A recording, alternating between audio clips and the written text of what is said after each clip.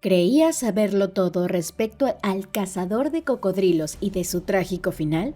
Pues te equivocas. En el vasto mundo del reino de la naturaleza existió un hombre valiente que desafió los límites y se convirtió en una leyenda. Con su icónico sombrero y su alma intrépida, Steve Irwin, el cazador de cocodrilos, se adentró en el corazón de la ferocidad animal. Un trágico suceso cambió para siempre el destino de este intrépido aventurero. En un encuentro fatídico, la vida de Steve Irwin se apagó en un instante, dejando a todos conmocionados y preguntándose, ¿qué sucedió realmente? En este video revelaremos los detalles más oscuros y misteriosos que rodearon la muerte de Steve. Prepárate para adentrarte en un viaje lleno de intriga y descubrir la verdad detrás de la tragedia. ¿Fue un accidente o hubo algo más? Steve Irwin, un final que desafía la lógica. ¿Listo para descubrir la verdad? Pocas personas son tan queridas y reconocidas como Steve Irwin.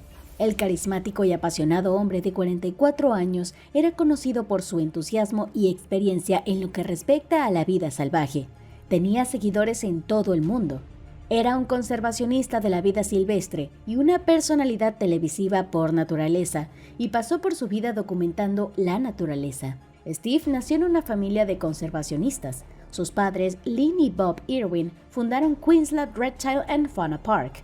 Cuando era un niño, Steve había conocido a los animales y se volvió adepto a manipularlos, a una edad bastante temprana. Su padre le enseñó todo sobre reptiles desde pequeño y lo despertó con su interés por los cocodrilos. Cuando tenía 9 años comenzó a manipular cocodrilos y su padre lo supervisó cuando luchó con su primer animal. Este amor por la vida salvaje se hizo más ferviente cuando Steve conoció a Tenny Raines, una naturalista de Oregon con quien tuvo un romance vertiginoso. La pareja se casó y tuvieron a 2 hijos, Bindi Sue, nacida el 24 de julio del 98, y Robert Clarence, nacido el 1 de diciembre de 2003.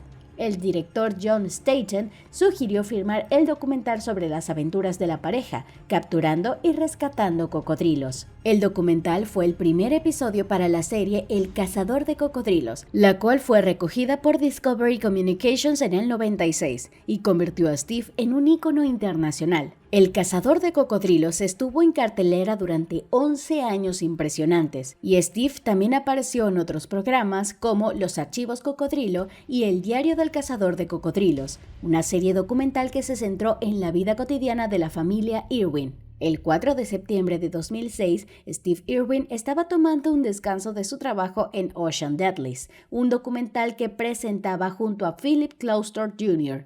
El tiempo había empeorado, por lo que el rodaje tenía que terminar. Acompañado por su camarógrafo de confianza, Justin Lyons, Steve se propuso descubrir la naturaleza del océano. Para colmo, Steve estaba buscando imágenes impresionantes para usar en la serie documental La Niña de la Jungla, que su hija Bindi presentaba. Cuando el sol apenas comenzaba a ponerse, sacaron un inflable de bote principal con la esperanza de filmar algo que pudiera usarse. Steve estaba en aguas poco profundas cuando vio una mantarraya cola corta. Simplemente quedó fascinado por esta criatura y decidió perseguirla, con la esperanza de capturar imágenes. Él y Lyon decidieron que la imagen final del documental de La Niña de la Jungla sería esta mantarraya nadando y alejándose de Irwin. Steve siempre tuvo la habilidad especial de capturar imágenes significativas que cautivaran al público, y esta raya encajaría perfectamente en el próximo documental de su hija. La raya que encontró Steve no era una cualquiera. Era una raya cola corta conocida con una cola venenosa que podía herir fatalmente a cualquiera que considerara peligroso. Justin y otros miembros de la tripulación estimaron que la envergadura de las alas del animal era de 2 metros, con un cuerpo en forma de disco plano y una cola larga en forma de látigo que termina con 3 espinas con púas venenosas. Esta criatura hermosa, con un patrón único de manchas y rayas oscuras a lo largo de su espalda y flancos, tenía una cola que estaba cubierta de púas venenosas que usaba para defenderse de depredadores. Otro punto a destacar de este animal es que, a pesar de su cola venenosa, las rayas de cola corta no son animales agresivos ni peligrosos. Esto se debe a que naturalmente no son agresivas y son muy amables. Por lo general, entran en modo de ataque cuando perciben peligros inminentes. Cuando se acercó al animal, la raya probablemente lo confundió con su sombra con la de un tiburón tigre. un depredador natural de esta raya. Inmediatamente, la manta se volvió extremadamente agresiva y desató sus numerosos ataques en contra de Steve en cuestión de segundos. El camarógrafo Justin Lyons recordó haber visto a la mantarraya lanzar cientos de ataques en un instante. Steve y su tripulación no pudieron hacer nada para detener la furia de la mantarraya. La sangre brotó del pecho de Steve. Al principio se pensó que solo había perforado sus pulmones, pero en realidad le había perforado el corazón. Durante el accidente, la cámara siguió filmando. Steve tenía una regla para su equipo: nunca dejar de filmar, incluso en caso de accidentes. Su equipo de filmación cumplió con la regla, incluso cuando Steve estaba al borde de la muerte. Este accidente fue filmado íntegramente para el más mínimo detalle. El biógrafo Timmy Donovan dijo: Irwin siempre le decía a la gente, lo lamentaría si nadie grabara mi muerte. En esos momentos de dolor y miedo, el camarógrafo escuchó a Steve decir: me estoy muriendo. Al darse cuenta que Steve estaba llegando a su fin, la tripulación rápidamente lo llevó al bote inflable y comenzaron a brindarle tratamiento de emergencia. Según el testimonio de Justin Lyons, mientras regresamos, le gritó a uno de los tripulantes del barco que ponga su mano sobre la herida, reveló Lyons. Le decíamos cosas como: piensa en tu hijo, Steve, aférrate, aférrate, aférrate. Lo resucitaron e intentaron aplicar presión en la herida para evitar que sangrara, pero la herida era muy profunda. La tripulación lo llevó rápidamente al hospital Low Isles, pero ya era demasiado tarde.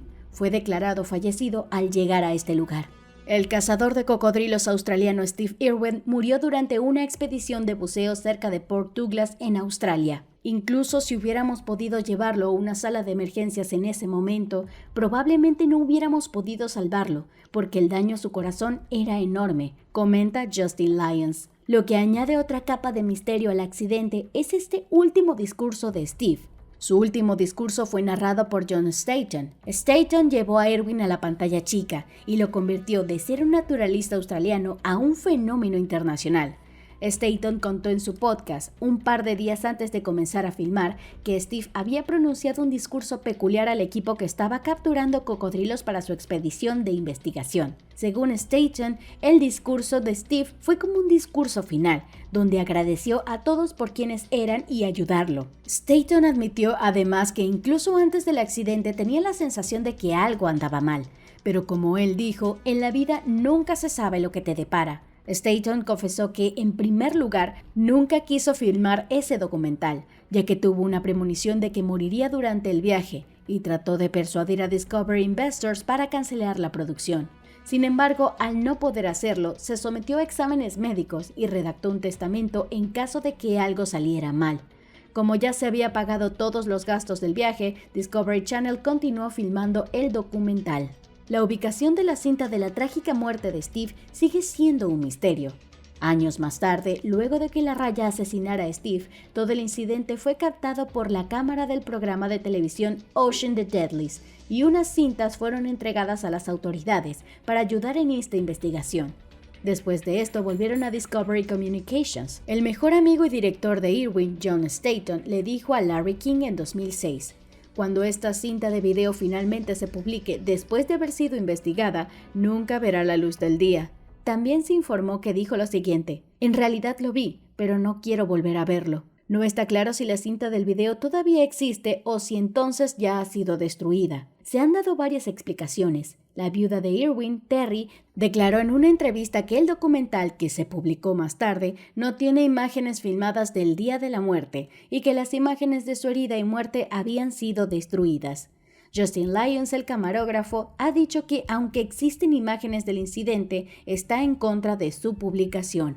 Según los informes del equipo de Irwin y el descubrimiento, acordaron no publicar la cinta.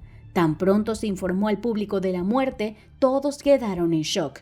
El 9 de septiembre de 2006 se celebró un servicio conmemorativo al Zoológico de Australia. Las lágrimas corrieron por los rostros de los dolientes en el servicio público conmemorativo de Steve, cuya vida estuvo dedicada a proteger y a educar a los animales salvajes. Desde ese día, su hija Bendy, con 8 años, expresó conmovedoramente el amor profundo a su padre, pero también reforzó su misión conservacionista. Después del servicio conmemorativo público, Steve Irwin fue enterrado en una ceremonia privada. Terry declaró en el pasado que la ubicación del lugar de enterramiento de Steve no se hará pública y permanecerá en secreto por respeto a los deseos de la familia. En una entrevista con la televisión de Australia en 2007, se confirmó que solo un pequeño grupo de familiares y amigos conocen la ubicación exacta del lugar de enterramiento.